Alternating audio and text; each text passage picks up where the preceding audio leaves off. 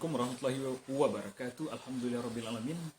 Bersyukur kita kepada Allah Subhanahu wa taala dan berselawat kepada Nabi Muhammad sallallahu alaihi wasallam.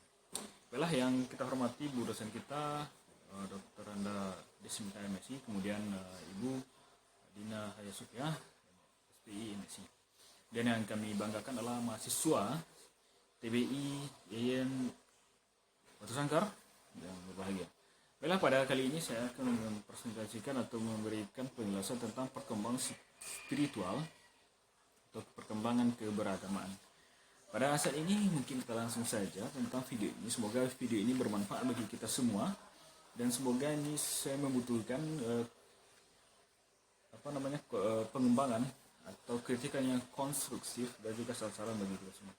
Yang saya uraikan pada kesempatan kali ini adalah pengertian perkembangan keberagamaan atau spiritual, tujuan keberagamaan, tahap-tahapan perkembangan spiritual, faktor yang mempengaruhi keberagamaan, usaha guru untuk meningkatkan keberagamaan. Itulah nanti yang saya jelaskan. Baiklah, pertama sekali saya akan menjelaskan tentang pengertian keberagamaan. Dalam slide ini saya akan menjelaskan tentang pengertian keberagamaan. Menurut Bond adalah spiritual adalah suatu sikap hidup memberi penekanan pada energi, pilihan kreatif, dan kekuatan penuh bagi kehidupan serta memberikan pada upaya penyatuan diri dengan suatu kekuatan yang lebih besar dari individual. Kemudian dalam spirit manusia itu adalah source of your yearning as well as all very life. Artinya adalah sumber kerinduan dan juga kehidupan kita. Script tahun 1992 menyamakan spiritual dengan ketenangan, sobriety, dan dalam proses hidup, living on process. Dan kemudian juga ada pendapat Aliyah B. Purwakani Hasan pada tahun 2006. Dia ada beberapa tentang spiritual ini. Ada sering muncul dalam konstitusi maksudnya tentang kata-kata yang mengenai spiritual. Jadi spiritual ini ada beberapa kata-kata yang perlu dijelaskan oleh menurut Aliyah B. Purwakani Hasan ini. Pertama adalah kata-katalah meaning. Meaning adalah merasakan situasi. Maksudnya adalah merasakan situasi memiliki dan mengarah pada satu tujuan. Yang kedua adalah ada values. Values ini nilai-nilai. Artinya adalah kepercayaan standar dan etika yang dihargai. Kemudian ada transcendent. Transcendent adalah pengalaman atau kesadaran terhadap dimensi transcendental bagi kehidupan di atas diri seseorang. Kemudian adalah connecting, bersambung meningkatkan kesadaran terhadap hubungan baik dengan diri sendiri, orang lain, Tuhan, dan alam. Kemudian adalah becoming, artinya menjadi refleksi. Artinya adalah membuka kehidupan yang menuntut refleksi dan pengalaman, termasuk siapa seseorang dan bagaimana seorang mengetahui. Kemudian tujuan keberagaman ini adalah berupaya untuk mempertahankan keharmonisan atau keselarasan dengan dunia luar.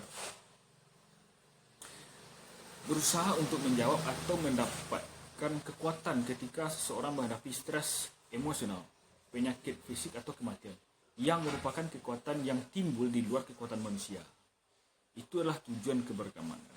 Tujuan adalah kekuatan yang timbul di luar kekuatan manusia. Kemudian ada lagi tujuan beragaman ini menurut undang-undang yang di dalam jurnal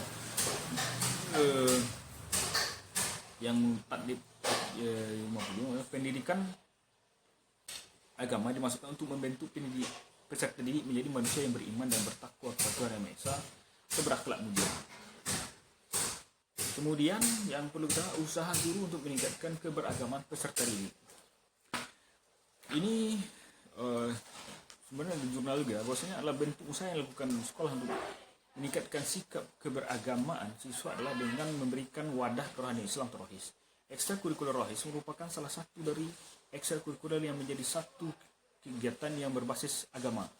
Dalam kegiatan ekstrakurikuler ini terdapat program-program yang diusahakan dapat menciptakan dan membangun sikap keberagamaan siswa, di antaranya pengajian, bakti sosial, pesantren kilat, peringatan Hari Besar Islam atau PHBI, seni baca Al-Quran, praktik pengamalan ibadah dan kreasi remaja muslim.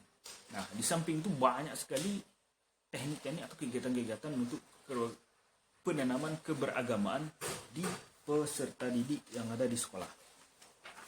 Kemudian, untuk tahapan perkembangan keberagaman ini, teori yang sering dipakai oleh para ahli atau para pendidik adalah teori Fowler yang terdiri dari 7 macam kegiatan.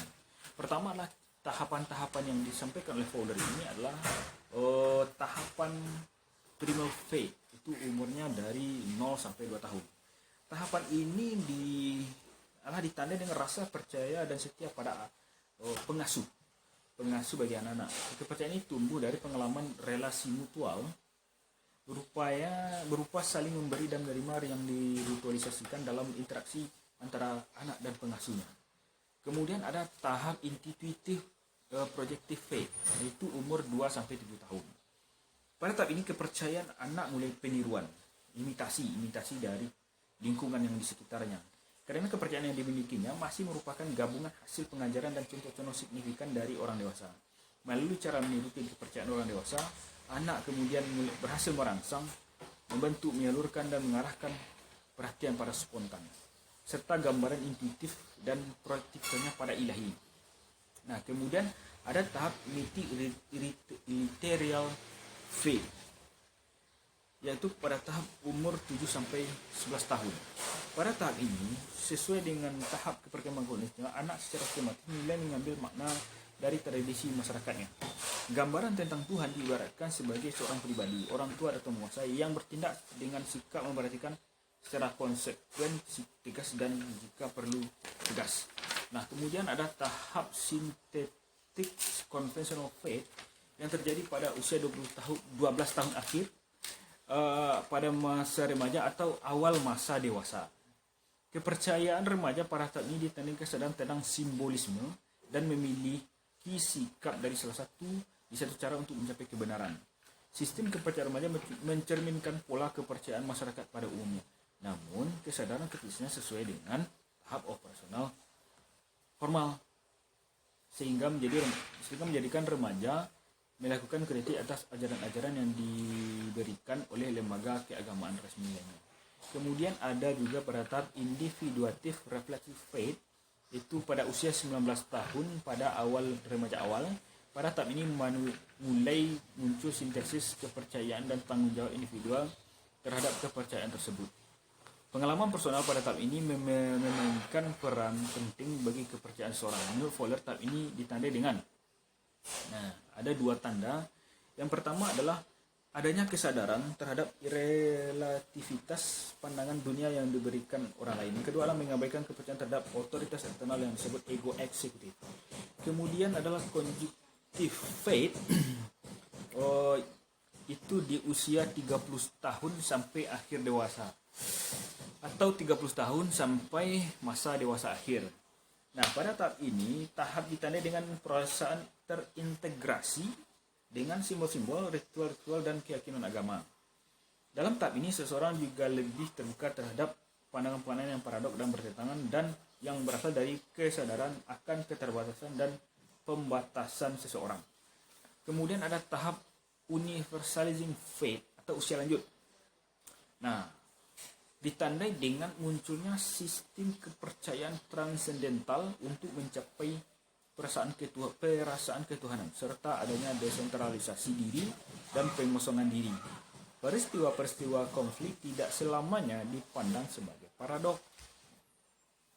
Sebaliknya, pada tahap ini, orang mulai berusaha mencari kebenaran universal.